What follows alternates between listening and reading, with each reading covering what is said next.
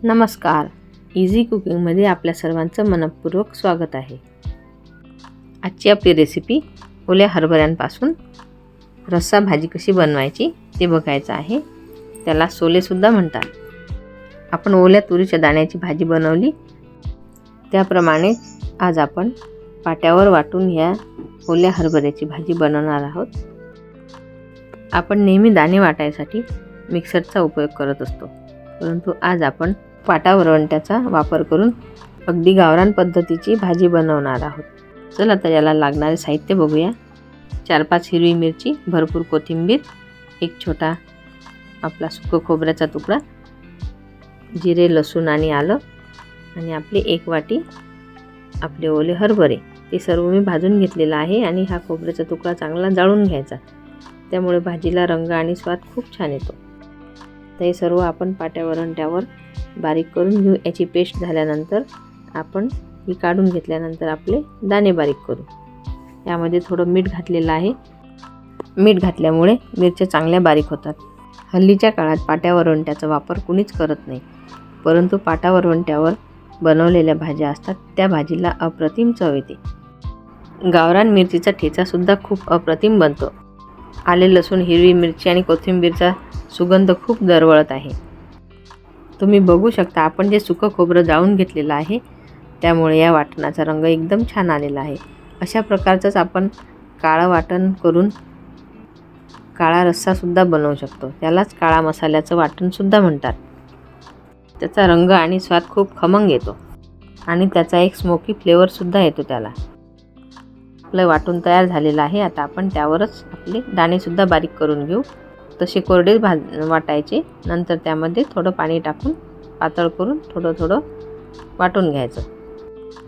मात्र तुमच्याकडे जर पाटा वरवंटा नसेल तर तुम्ही मिक्सरच्या भांड्यामध्ये सुद्धा बारीक करून ही भाजी अशीच याच पद्धतीने बनवू शकता.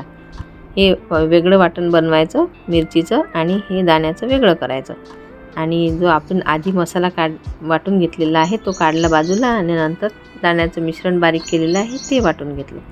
आता वाटून झालेलं आहे. आपण इकडे आपलं तेलसुद्धा तापलेलं आहे. जिरे मोहरी घालून झालेली आहे. थोडा हिंग घालायचा आणि आपलं जे काळं वाटण केलेलं होतं आपण ते घालायचं.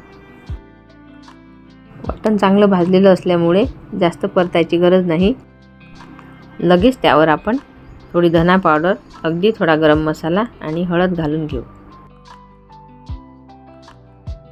आणि हे घालून झाल्यानंतर थोडं परतून घ्यायचं. त्यावर थोडी कोथिंबीर घालायची आणि जे वाटण केलेलं आहे आपण ते सर्व वाटण घालायचं आणि जे पाट्यावरचं पाणी काढलेलं आहे आपण ते पाणीसुद्धा घालायचं आणि आवश्यकतेनुसार आपल्याला पाहिजे तेवढी पातळ ठेवायची भाजी, तेवढं पाणी घालून घ्यायचं आणि चवीनुसार मीठ घालायचं. ही भाजी ज्वारीची किंवा बाजरीची भाकरी असो किंवा फुलका चपाती असो यासोबत अप्रतिम लागते. सध्या बाजारामध्ये ओला हरभरा भरपूर प्रमाणात आहे, त्यामुळे तुम्ही अशी भाजी बनवून त्याचा आस्वाद घेऊ शकता. आणि तुम्हाला माझी रेसिपी कशी वाटली त्याचा अभिप्रायसुद्धा कळवा. हवं तेवढं पाणी घालून घ्यायचं, चवीनुसार मीठ घालायचं आणि चांगली दणकून उकळी आणायची. चांगली भाजी उकळल्यानंतर वरून थोडी कोथिंबीर घालायची. तशी आपण आधी घातलेली आहे, आता नाही घातली तरी चालेल आणि आपली भाजी तयार होईल. अशा प्रकारे आपली झणझणीत अशी गावरान पद्धतीची काळं वाटण घालून ओल्या हरभऱ्याची भाजी तयार झालेली आहे. तुम्हाला जर माझी आजची रेसिपी आवडली असेल तर माझ्या व्हिडिओला लाईक करा, शेअर करा, कमेंट्स करा, तसेच माझ्या चॅनलला सबस्क्राईब करा. सोबत बेल आयकॉनला क्लिक करा. पुन्हा भेटू अशाच नवीन आणि खमंग रेसिपीमध्ये. तोपर्यंत नमस्कार. व्हिडिओ बघितल्याबद्दल धन्यवाद.